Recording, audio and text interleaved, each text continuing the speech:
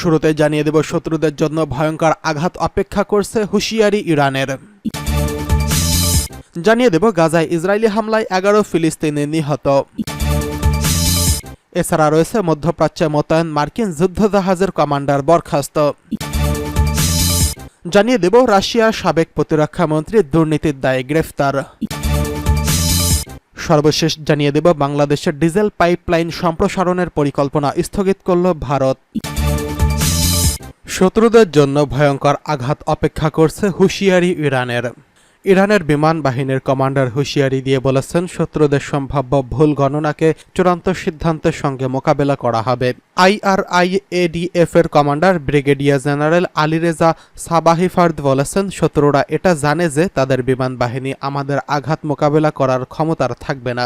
এই কমান্ডার আরও বলেছেন, আমরা তাদের গণনায় ভুল করার বিরুদ্ধে বারবার সতর্ক করেছি, কারণ এই ধরনের গণনার ভুল গণনাগুলোকে ভয়ঙ্কর আঘাতের মুখোমুখি করা হবে। জেনারেল আলীরেজা সাবাহিভাদ আরও বলেছেন, আমরা আমাদের প্রয়োজনীয় প্রতিরক্ষামূলক সরঞ্জামগুলো বিদ্যমান হুমকির উপর ভিত্তি করে তৈরি করেছি এবং হুমকির আগেও যা কঠোরতমভাবে মূল্যায়ন করা হয়েছে, তাই প্রয়োজনে আমরা সঠিকভাবে এসব সরঞ্জাম ব্যবহার করতে প্রস্তুত রয়েছি। কমান্ডার বলেন, শত্রুরা ভালো করেই জানেন যে ইরানের যুদ্ধ সক্ষমতা আগের বছরের তুলনায় অনেক অংশেই বেড়েছে। তিনি ইসলামী প্রজাতন্ত্রের বর্তমান প্রতিরক্ষা ব্যবস্থাকে তার অতীতের সরঞ্জামগুলির সঙ্গে গুণগত মানের দিক থেকে অতুলনীয় বলে মনে করেন এবং সেই সাথে সারা বিশ্বের সবচেয়ে অত্যাধুনিক সরঞ্জামগুলোর তুলনায় এগুলো আরও অত্যাধুনিক এবং উন্নত অবস্থায় রয়েছে। এদিকে গাজায় ইসরায়েলি হামলায় 11 ফিলিস্তিনি নিহত। ইসরায়েলি সেনাবাহিনীর গাজা শহরের বাস্তুচ্যুত লোকদের আশ্রয় দেওয়া একটি স্কুলে বিমান হামলা চালিয়েছে। এতে কমপক্ষে 11 ফিলিস্তিনি নিহত হয়েছেন। একটি মেডিকেল সূত্র জানিয়েছে, রবিবার গাজা শহরের জৈতুন পাড়ার সাফাদ স্কুলে হামলা চালানো হয়। আহতদের গাজা শহরের আল আহালি আরব হাসপাতালে নিয়ে যাওয়া হয়েছে। প্রত্যক্ষদর্শীরা আনাদোলো নিউজ এজেন্সিকে বলেছেন, ইসরায়েলি বোমা হামলার তীব্রতায় নিহত ব্যক্তিদের মৃতদেহ নিয়ে ছিন্ন ভিন্ন হয়ে গেছে। তারা যোগ করেছেন যে স্কুলের একটি ভবন ধ্বংস হয়ে গেছে, যেখানে শত শত বাস্তুচ্যুত মানুষ আশ্রয় নিয়েছিলেন। ফিলিস্তিনি সিভিল ডিফেন্স এজেন্সি জানিয়েছে, স্কুলটির তার প্রাঙ্গণে হামলায় ইসরায়েলি হুমকির পরে খালি করে দেওয়া হয়েছে। ফিলিস্তিনি ভূখণ্ডে ইসরায়েলের আগ্রাসনে এই পর্যন্ত অন্তত 40,000-এরও বেশি মানুষ নিহত হয়েছেন, আহত হয়েছেন 94,154 জন। এদিকে মধ্যপ্রাচ্যে মোতায়েনে মার্কিন যুদ্ধজাহাজের কমান্ডার বরখাস্ত। মধ্যপ্রাচ্যে মোতায়েন থাকা একটি মার্কিন যুদ্ধজাহাজের কমান্ডারকে বরখাস্ত করা হয়েছে। গাইডেড মিসাইল ডেস্ট্রয়ারের ওই কমান্ডারের নাম ক্যামেরন ইয়াস্ট। মধ্যপ্রাচ্যের জলীয় সীমায় মোতায়েন থাকা একটি এয়ারক্রাফট ক্যারিয়ার স্ট্রাইক গ্রুপের অংশ ছিল ওই গাইডেড মিসাইল ডেস্ট্রয়ার। যুক্তরাষ্ট্র ভিত্তিক সামরিক সংবাদ মাধ্যম স্টার্স অ্যান্ড স্ট্রাইপসের বরাত দিয়ে এই তথ্য জানিয়েছে আনাদোলো এজেন্সি। প্রতিবেদনে বলা হয়, কমান্ডার স্ট্রাইট USS জন এস ম্যাককেইনের দায়িত্বে ছিলেন। এই গাইডেড মিসাইল ডেস্ট্রয়ার ওমান উপসাগরে মোতায়েন করা হয়েছিল। USS Theodore Roosevelt career strike গ্রুপের নেতৃত্ব দেওয়ার বিষয়ে rear admiral Christopher Alexander commander ইস্টের উপর আত্মবিশ্বাসের অভাবের কারণে এমন সিদ্ধান্ত নিয়েছেন। তবে কমান্ডার স্ট্রাইককে সরিয়ে দেওয়ার কারণে যুদ্ধজাহাজের মিশন বা সময়সূচির উপর কোনো প্রভাব পড়ার সম্ভাবনা নেই বলেও প্রতিবেদনে উল্লেখ করা হয়েছে।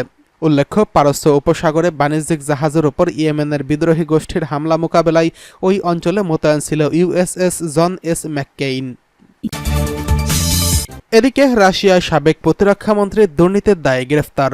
দুর্নীতির দায়ে গ্রেফতার হয়েছেন রাশিয়ার সাবেক উপপ্রতিরক্ষা মন্ত্রী দিমিত্রি বুলাগভ। তাকে মস্কোর একটি প্রাক বিচার আটক কেন্দ্রে পাঠানো হয়েছে। রুশ সংবাদ মাধ্যম ইন্টারফ্যাক্সের বরাত দিয়ে শুক্রবার এক প্রতিবেদনে এই তথ্য জানিয়েছে রয়টার্স। রাশিয়ার নিরাপত্তা সংস্থা ফিলাডেল সিকিউরিটি সার্ভিসের বরাত দিয়ে সংবাদ মাধ্যমটি জানিয়েছে, দিমিত্রি রুশ প্রতিরক্ষা মন্ত্রণালয়ের রসদ বিভাগের প্রধান ছিলেন। দুর্নীতির অভিযোগ ওঠার পর 2022 সালে সেপ্টেম্বর মাসে তাকে পদচ্যুত করা হয় এবং তার বিরুদ্ধে তদন্ত শুরু হয়েছে। তদন্তে অভিযোগের সত্যতা সম্পর্কে নিশ্চিত হওয়ার পর তাকে গ্রেফতার করা হয়েছে। ইতিমধ্যে তার দুর্নীতির বিষয়ে তদন্ত চলছে। 69 বছর বয়সী বুলাকভ রুশ সরকারের সবচেয়ে গুরুত্বপূর্ণ মন্ত্রীদের একজন ছিলেন। সেনাবাহিনীতে তার বেশ প্রভাব ছিল। সামরিক খাতে অবদানের জন্য বেশ কিছু পদক ও সম্মাননা পেয়েছেন তিনি। রাশিয়ার সর্বোচ্চ রাষ্ট্রীয় সম্মাননা হিরো অব রাশিয়াও পেয়েছেন তিনি। এদিকে বাংলাদেশের ডিজেল পাইপলাইন সম্প্রসারণের পরিকল্পনা স্থগিত করল ভারত। বাংলাদেশের ডিজেল পাইপলাইন আরও গভীরে সম্প্রসারণের পরিকল্পনা স্থগিত করেছে ভারত। বর্তমানে বাংলাদেশের রাজনৈতিক সংকটের কারণে এই পদক্ষেপ নিয়েছে দেশটি। ইন্ডিয়া বাংলাদেশ ফ্রেন্ডশিপ পাইপলাইন নামে পরিচিত এই পাইপলাইন দিয়ে ডিজেল আমদানি শুরু হয় 2023 সালের মার্চে। বিষয়টি সম্পর্কে অবগত আছেন এমন ব্যক্তিদের বরাত দিয়ে রোববার 1 সেপ্টেম্বর এক প্রতিবেদনে এই তথ্য জানিয়েছিল ভারতীয় সংবাদ মাধ্যম লাইভ মিন্ট। প্রতিবেদনে বলা হয়েছে, ভারত বাংলাদেশ ফ্রেন্ডশিপ পাইপলাইনের মাধ্যমে প্রতিবেশী বাংলাদেশের ডিজেল বহনে ভারতের পরিকল্পনা বাংলাদেশের বর্তমান রাজনৈতিক সংকটের কারণে অনেকটাই স্থবির হয়ে পড়েছে। বিষয়টি সম্পর্কে অবগত 3 জন ব্যক্তি বলেছেন, 131 কিলোমিটার দীর্ঘ এই পাইপলাইন বাংলাদেশের পার্বতীপুরের বাইরেও প্রসারিত করার প্রস্তাব ছিল। তবে ভারত সরকার এখন এই পাইপলাইন সম্প্রসারণের বিষয়টি বিরতি দেওয়ার সিদ্ধান্ত নিয়েছেন। বর্তমানে এই পাইপলাইনটি পার্বতীপুরেই শেষ হয়েছে। পরে উদ্বৃত্ত 3 জনের মধ্যে একজন বলেছেন, যেহেতু পরিকল্পনাটি ভালোভাবে কাজ করছে এবং অনেকাংশেই সফলও হয়েছে, তাই প্রতিবেশী বাংলাদেশের আরও জায়গায় পাইপলাইনটিকে আরও প্রসারিত করা হবে না কেন তা বিবেচনাধীন ছিল। তবে এখন বাংলাদেশের রাজনৈতিক পরিস্থিতি কিছুটা অস্থিতিশীল হওয়ায় ভারত এই বিষয়ে আরও বিবেচনা এবং আলোচনার জন্য অপেক্ষা করতে চায়। তবে এই বিষয়ে নির্দিষ্ট কোনো টাইমলাইন দেওয়া হবে না।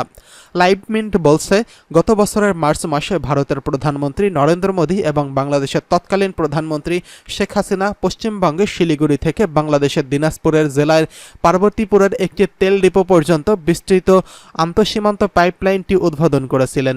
আইবিএফপি পাইপলাইনের মাধ্যমে ভারত থেকে বছরে 10 lakh metric ton high speed diesel বাংলাদেশে পরিবহন করার ক্ষমতা রয়েছে এবং বর্তমানে বাংলাদেশের উত্তরাঞ্চলীয় 7টি জেলা পরিবহনে সরবরাহ হয়ে থাকে। এই পাইপলাইনটি ভারত ও বাংলাদেশের মধ্যে নির্মিত প্রথম আন্তঃসীমান্ত পাইপলাইন।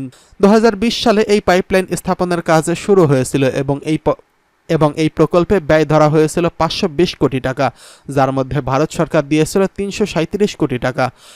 উদ্বৃত্ত 3 জনের মধ্যে আরেকজন বলেন, ডিজেলের পাশাপাশি বাংলাদেশে হাই সালফার ফুয়েল অনেস ওয়েল পাঠানোর প্রস্তাবও বিবেচনায় করেছে ভারত। HSF মূলত সামুদ্রিক শিল্পে ব্যবহৃত হয়তো, আর ঘর ব্যবসা এবং শিল্প ইউনিট গরম করার জন্য ব্যবহৃত হয় ফার্নেস অয়েল। মূলত খুচরা চাহিদা ছাড়াও পেট্রোলিয়াম পণ্যের এই সরবরাহ বাংলাদেশের শিল্পের জন্য অত্যন্ত গুরুত্বপূর্ণ, কারণ বাংলাদেশে তার বস্ত্র শিল্পকে চালু করার জন্য ডিজেলের উপর অনেক বেশি নির্ভরশীল। এছাড়া 2015 সাল থেকে আসামের নুমালীগড় শোধনাগারে রেলপথে বাংলাদেশের পেট্রোলিয়াম পণ্য সরবরাহ করে আসছে। প্রসঙ্গত, ভারতের রাষ্ট্রীয় প্রতিষ্ঠান নুমালীগড় রিফাইনারি লিমিটেডের শিলিগুড়ির মার্কেটিং রেল টার্মিনাল থেকে বাংলাদেশের বাংলাবান্ধা সীমান্ত দিয়ে দিনাজপুরের পার্বতীপুরে বাংলাদেশ পেট্রোলিয়াম কর্পোরেশনের রেলহেড অয়েল ডিপো পর্যন্ত 131.57 কিলোমিটার পাইপলাইন নির্মাণ করা হয়। এর মধ্যে ভারতীয় অংশে 5 কিলোমিটার এবং বাংলাদেশের অংশে রয়েছে 126.57 কিলোমিটার। বাংলাদেশের উত্তরাঞ্চলের জেলাগুলোতে নিরবিচ্ছিন্নভাবে জ্বালানি তেল সরবরাহের জন্য শেখ হাসিনা ও নরেন্দ্র মোদী 2018 সালের সেপ্টেম্বর মাসে ভিডিও কনফারেন্সিংয়ের মাধ্যমে শিলিগুড়ি মার্কেটিং রেল টার্মিনালে এই প্রকল্পের ভিত্তিপ্রস্তর স্থাপন করেছিলেন। অবশ্য যে চুক্তির আওতায় এই পাইপলাইন তৈরি করা হয়েছিল এবং জ্বালানি তেল আমদানি করা হচ্ছিল, তাতে কি আছে তা বিস্তারিত প্রকাশ না করায় এই পাইপলাইন বাংলাদেশকে জ্বালানির ক্ষেত্রে অতিমাত্রায় ভারত নির্ভর করে তুলেছে কিনা তা নিয়েও উদ্বেগ রয়েছে।